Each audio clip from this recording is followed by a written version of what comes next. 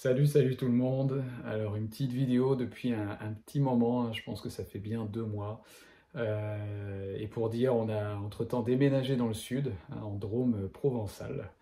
Voilà, et on est vraiment ravis. Ça s'est, j'allais dire, planté dans notre parcours comme une évidence, un vrai pavé là qui nous tombe presque sur la tête. Et tout s'est ouvert d'une manière si rapide.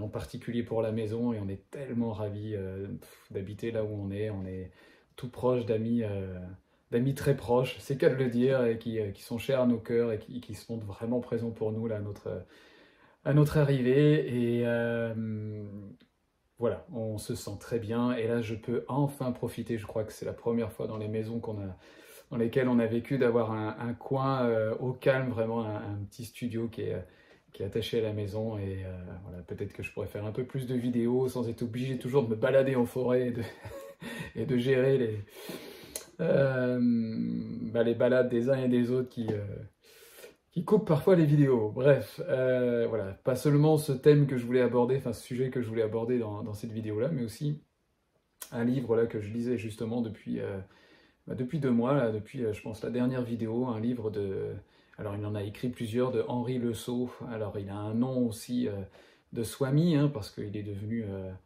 comment dire ça, sans choquer les purs et durs évangéliques. Mais en tout cas, son cœur s'est tellement ouvert à la tradition hindouiste en restant dans une fidélité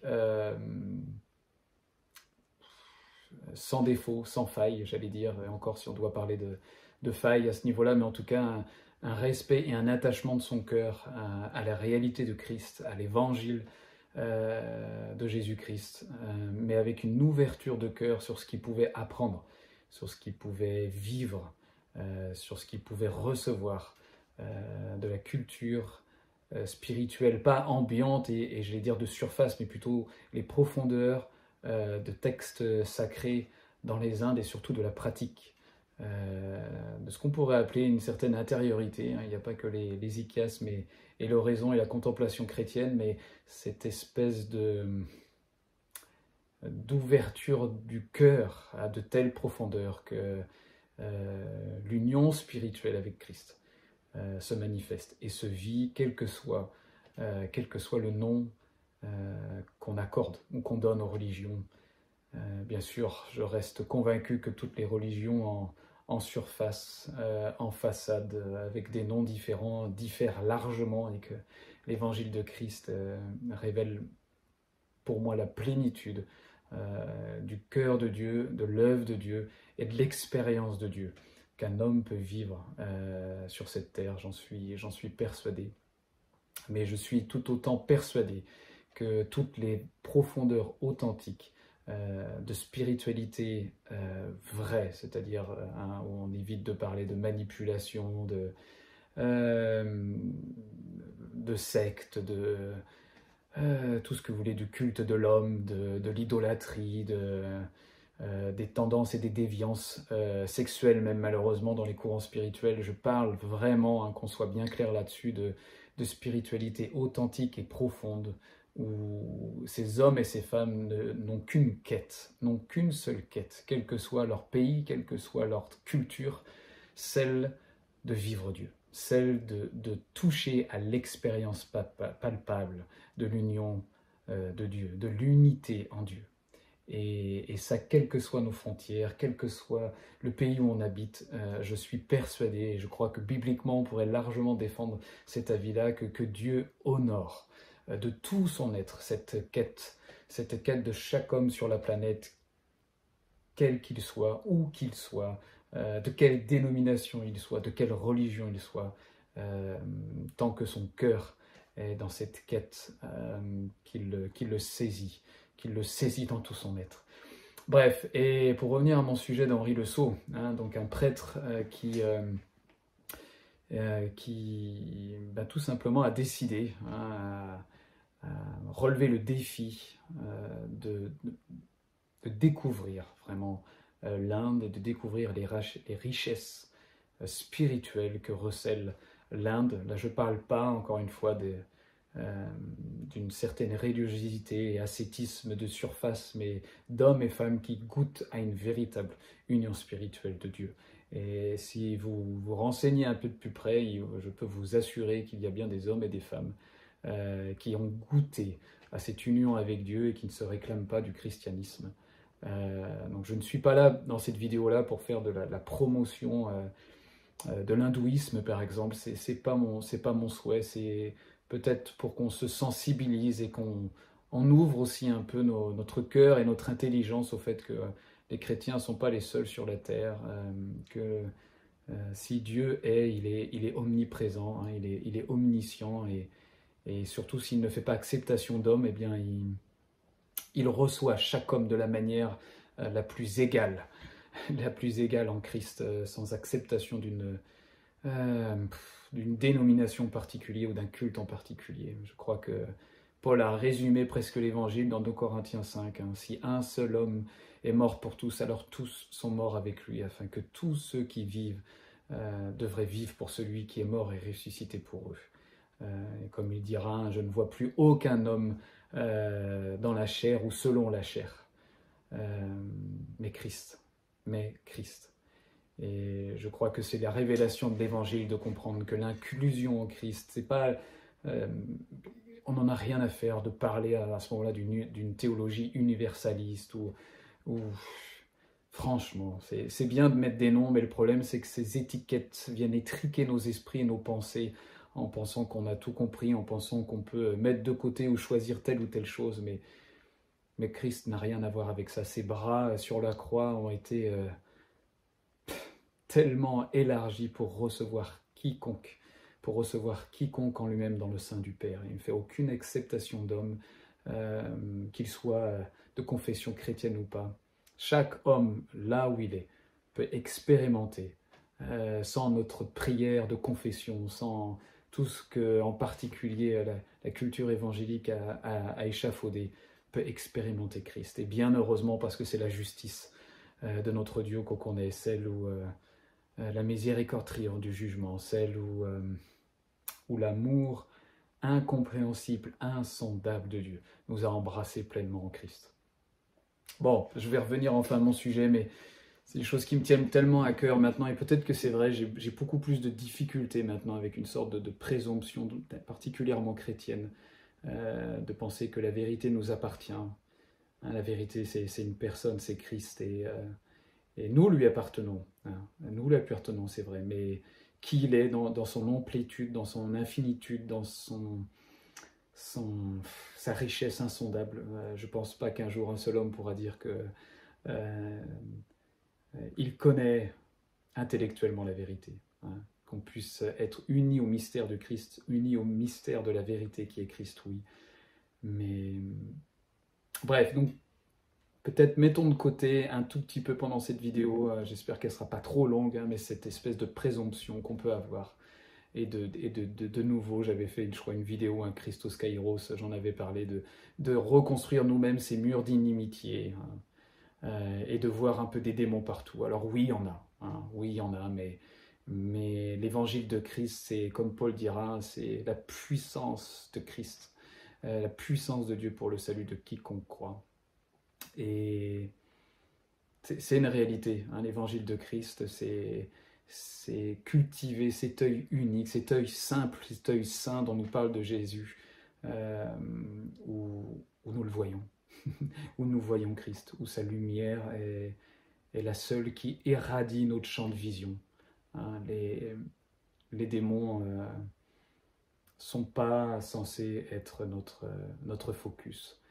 Et je crois que c'est bon de le redire, parce que combien de fois on peut retomber dans ce piège et être dans des combats et des luttes qui sont virtuels, parce que la gloire de Dieu resplendit dans le visage de Christ, sur le visage de Christ, dans nos cœurs. La gloire de Dieu est là, elle est dans nos cœurs. Et c'est l'extrait que j'aimerais vous lire d'Henri Le Sceau. Donc cet homme, hein, qui a passé toute sa vie ensuite en Inde, en tout cas une bonne partie de sa vie jusqu'à finir sa vie en Inde, avec une telle joie. Donc vous pouvez les voir dans un livre autobiographique, en tout cas un recensement de toutes ces lettres qu'il échangeait avec sa sœur, entre autres. Il a écrit plusieurs livres entre-temps, mais ce livre est un gros pavé, mais il montre l'évolution spirituelle, le cheminement spirituel du père Henri Le Sceau. Et ce livre est magnifique. Il est magnifique parce qu'on voit un homme avec ses doutes, avec cette tension entre cette fidélité pas seulement au dogme, justement, pas seulement à la doctrine chrétienne, mais à l'amour du Christ, à l'amour de ce que Jésus-Christ a accompli pour lui, à l'amour d'un Dieu qui se révèle à travers le Christ. Et en même temps, cet ébahissement, je pense pas que ça existe, cet air ébahisse devant la richesse de la spiritualité, dans le sens noble du terme, hein, de l'expérience de Dieu qu'il peut trouver au sein d'hindouistes authentiques et sincères et qui la plupart du temps se cachent plutôt que de se montrer et de se vanter d'ailleurs. Un autre signe d'une vraie spiritualité entre nous. Et donc cet homme est tiraillé. Il est tiraillé, en tout cas pendant un moment de ce cheminement, jusqu'à arriver à un point d'absolu, un point où cette union est vécue pour lui, où cette joie, comme dira, et la paix de Christ est devenue quelque chose qui ne sent plus, mais qui est là, qui est la base même, qui est le savoir même de son être, qui est son être, qui est plus simplement un ressenti, mais qui est devenu son être. Voilà, je vous le conseille, ce livre, je vous mettrai dans les détails là, de la vidéo YouTube, le nom de ce livre, si vous ne le connaissez déjà pas. Et je vais enfin lire cet extrait-là. Je vais lire 2 extraits, en fait. Et puis, j'aimerais juste développer, pour le temps qui me reste, un peu ce que le père Henri Le Sceau, me semble, veut dire à travers ça. Et ce que je peux, de ma petite expérience, goûter moi-même, et peut-être pour ceux et celles qui voient la vidéo, goûter aussi, et puis pour ceux et celles, peut-être entendre des choses qui leur paraissent un peu nouvelles. Donc, l'extrait du père Henri Le Sceau dans ce livre... Dieu est là. Donc là, il répond, c'est des échanges de lettres avec sa sœur, qui elle est restée en France et qui est une religieuse, une sœur. Il lui écrit « Dieu est là, je le sais. Que je le sente ou non, pourquoi m'y attacher?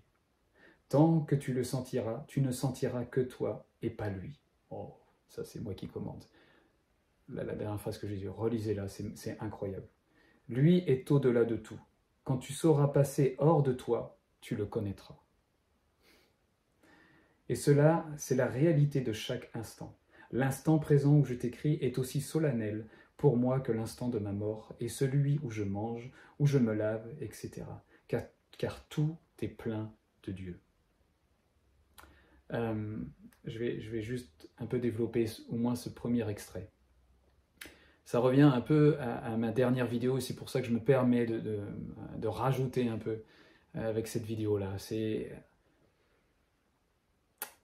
On peut développer facilement, et en tout cas moi, ça a été mon passif, et je pense pour beaucoup d'entre vous, où on a eu besoin de sentir Dieu. Et c'est pas un mal, il n'y a aucun souci avec ça. Et parfois, quand on est dans une grande détresse, dans des épreuves qui tiraillent dans tous les sens, qui nous écartèlent, sentir Dieu fait du bien. Hein, le sentir dans nos émotions, le sentir dans notre corps, le sentir bouger, le sentir agir, ça nous fait du bien. Le sentir nous parler, le sentir nous visiter, pour utiliser des vieilles expressions, ça fait du bien. Et ça, ce n'est pas de dénigrer ça, bien au contraire, mais plutôt de comprendre que l'unité en Dieu, l'union fondée, achevée, ou plutôt révélée, manifestée en Christ, est bien au-delà du ressenti.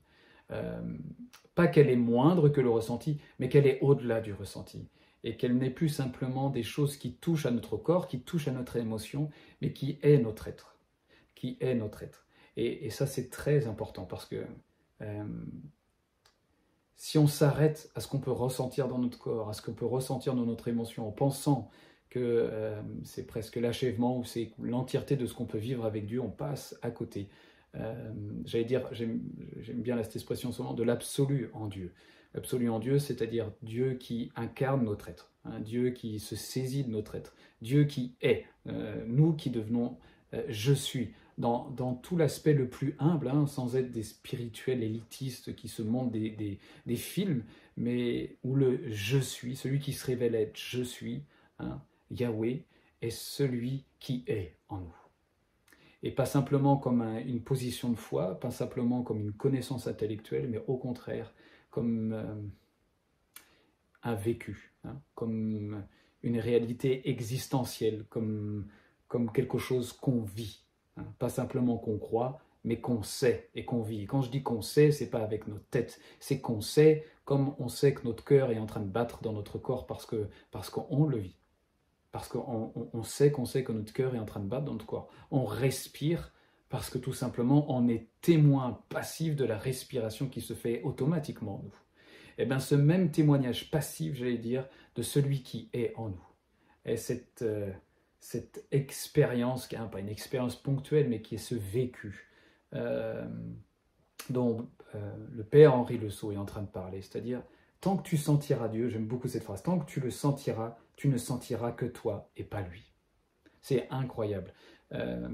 C'est tout le sens, on y revient et on y revient toujours, de Galates 2:20. J'ai été crucifié, hein, l'apôtre Paul, j'ai été crucifié. Cependant, je vis encore, mais ce n'est plus moi qui vis, c'est Christ qui vit en moi.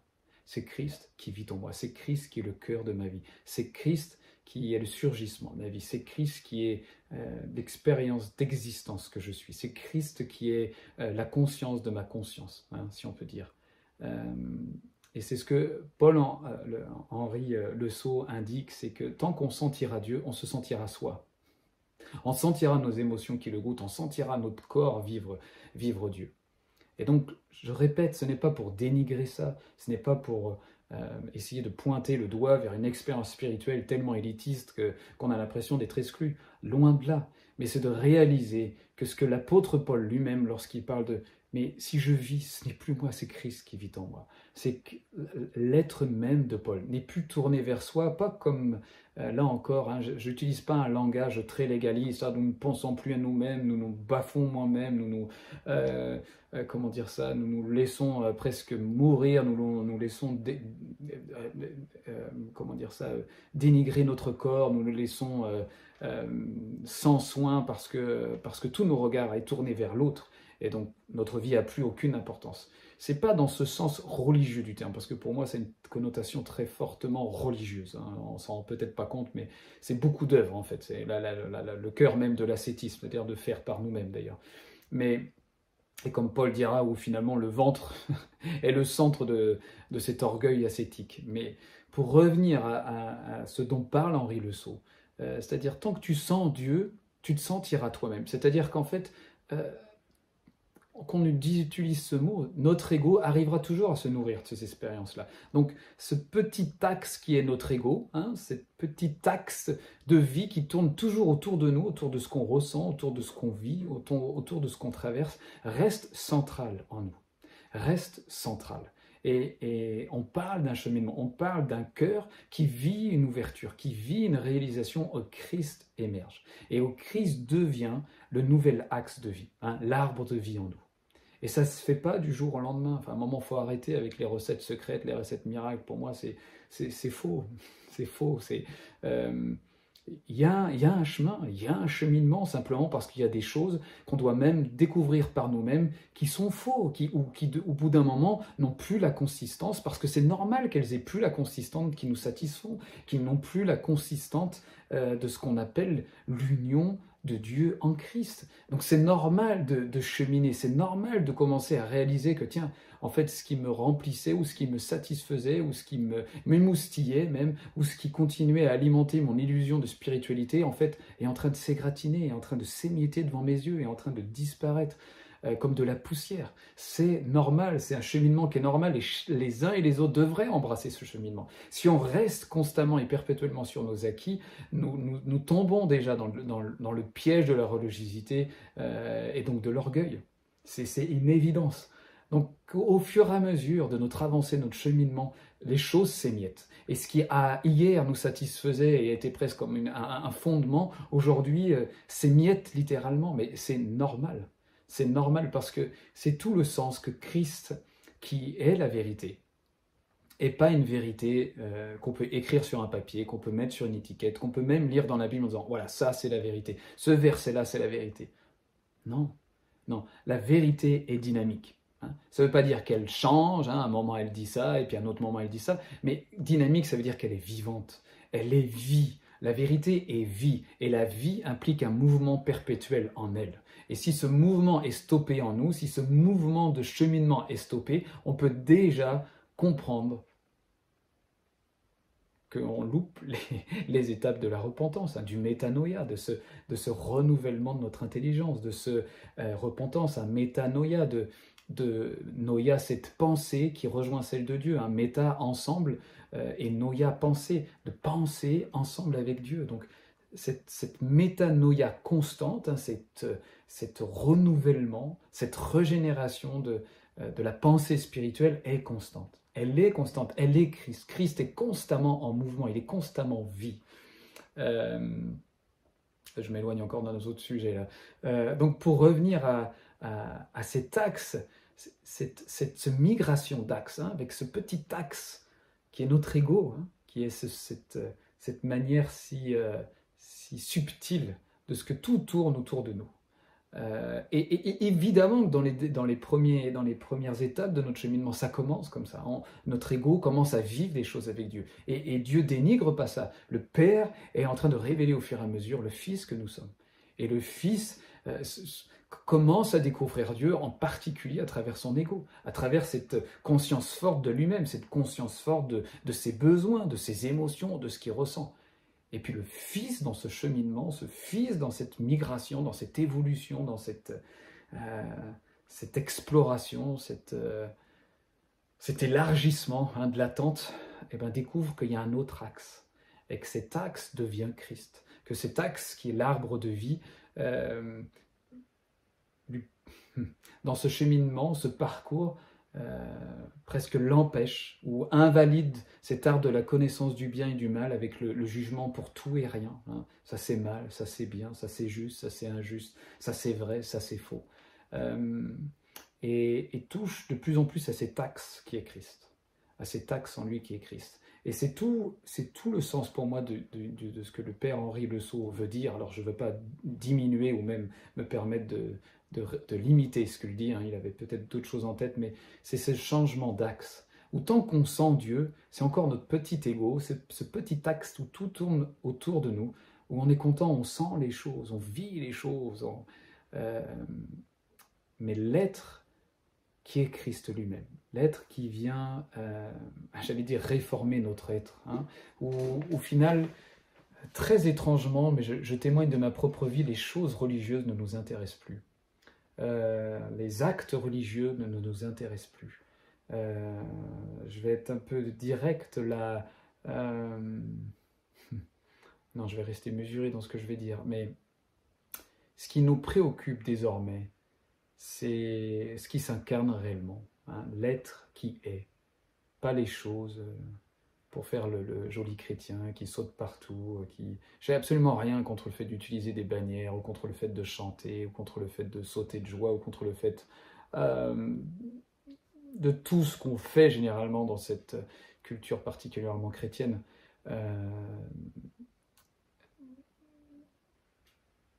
Mais en fait, c'est comme si ces choses, au fur et à mesure, devenaient fades.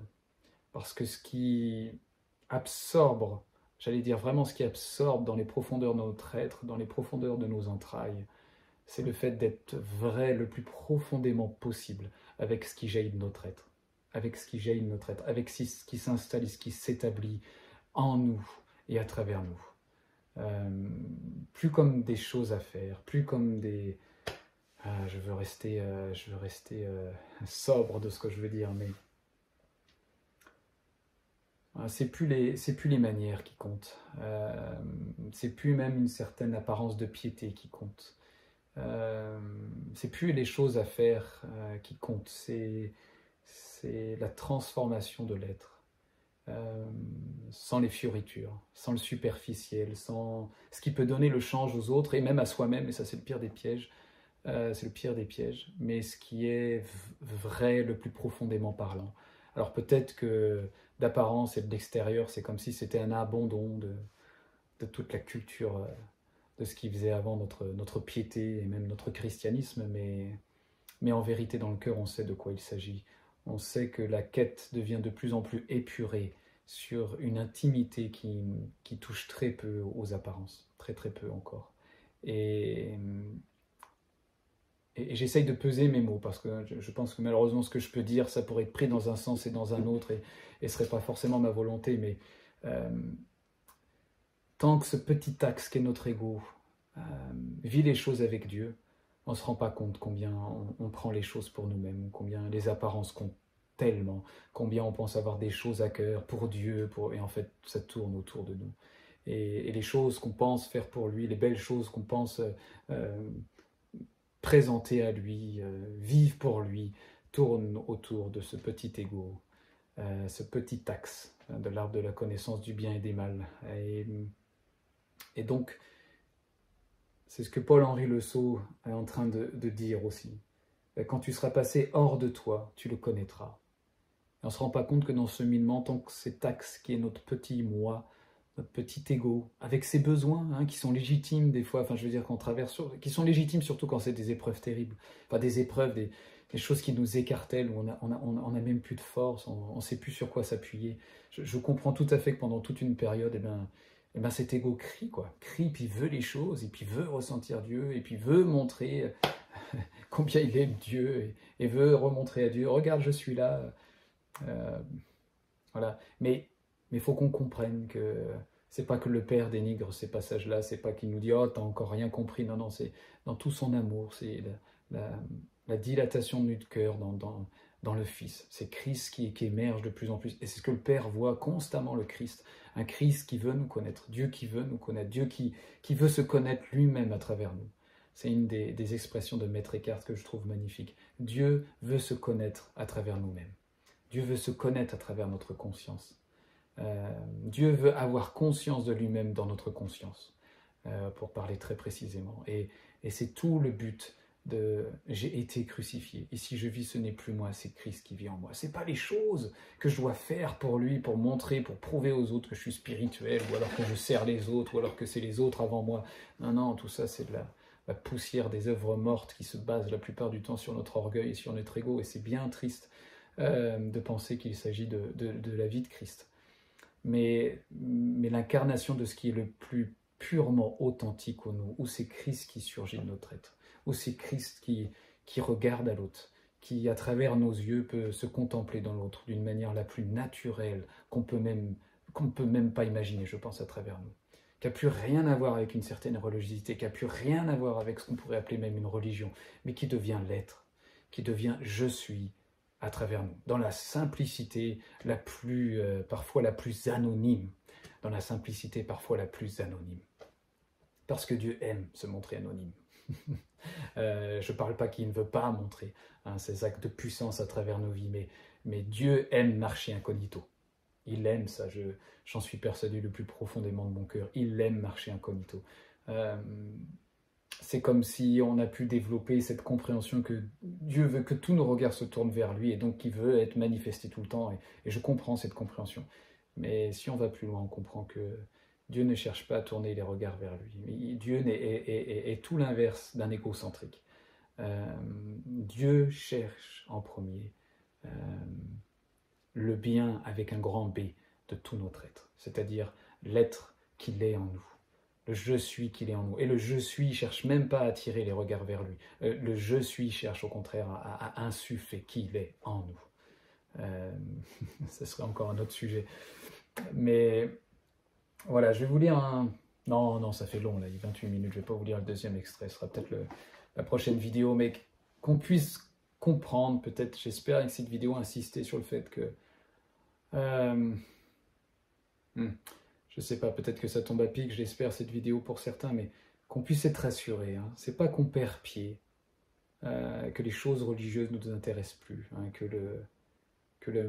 moi je vais parler de ça parce que c'était mon passif, mais que la culture charismatique nous intéresse plus, que tout ce qui fait habituellement l'apparence de piété ne nous intéresse plus. C'est normal. C'est normal, ça ne veut pas dire qu'on est plus matière que les autres et qu'on peut se montrer supérieur, c'est pas ça. C'est juste des étapes dans le cheminement, c'est juste des saisons dans le cheminement qui dépendent et qui varient tellement les uns aux autres, mais où la crainte n'a pas de raison. d'être là, parce que c'est bon, parce que c'est juste, parce que c'est comme Paul-Henri Le Sceau, je relis ce qu'il dit: quand tu seras passé hors de toi, tu le connaîtras. Hein, quand tu seras passé hors de toi, tu le connaîtras. Et passer hors de toi, tout ce qui faisait avant nos joies, et même parfois nos mérites, nos repères, ce qui nous rassurait dans... Alors moi je parle encore de nouveau de mon passé, hein, de cette culture évangélique ou charismatique, tout ce qui nous rassurait, tout ce qui nous donnait l'impression de vivre les choses avec Dieu, eh bien on passe au-delà de ça pour apprendre à le connaître. Et c'est pas du tout un langage mystique, mystérieux, c'est pas du tout j'utilise souvent ce mot-là, mais quelque chose d'élitiste, mais tellement pas. Mais je pense qu'il faut apprendre à toucher à ces choses-là et puis l'accueillir aussi. Accueillir ces choses-là pour comprendre que ça n'a rien à voir avec un langage élitiste, mais qu'il s'agit d'un chemin, d'un cheminement, et que le Père, tellement délicatement et lentement, nous accompagne dans ce chemin, et nous accompagne, et même quand on a l'impression de perdre pied, même quand justement notre petit ego commence à se dessécher parce qu'il n'a plus grand chose à se mettre sous la dent, eh bien le Père en nous devient une substance qu'on avait ignorée, qu'on ne connaissait pas, et où il n'y a pas grand chose à se glorifier là-dedans. Il n'y a vraiment pas grand chose. Voilà. Je ne sais pas si j'étais très clair dans cette vidéo, elle était très spontanée, c'est aussi la joie de partager notre nouvel établissement ici, là dans la zone de Drôme provençale, pour tout vous dire, à Saint-Paul-Trois-Châteaux. Ce serait une petite histoire, mais je ne vais pas la rajouter dans la vidéo, et pour nous c'est toute une histoire significative d'être de nouveau au Saint-Paul-Trois-Châteaux, parce que ça fait partie de notre cheminement avec ma femme, en fait même juste après notre mariage. Donc voilà, on sait que c'est tout un symbole d'être ici. Voilà, et ben à la joie peut-être de se rencontrer un jour, ou de se voir. Voilà. Bien à vous.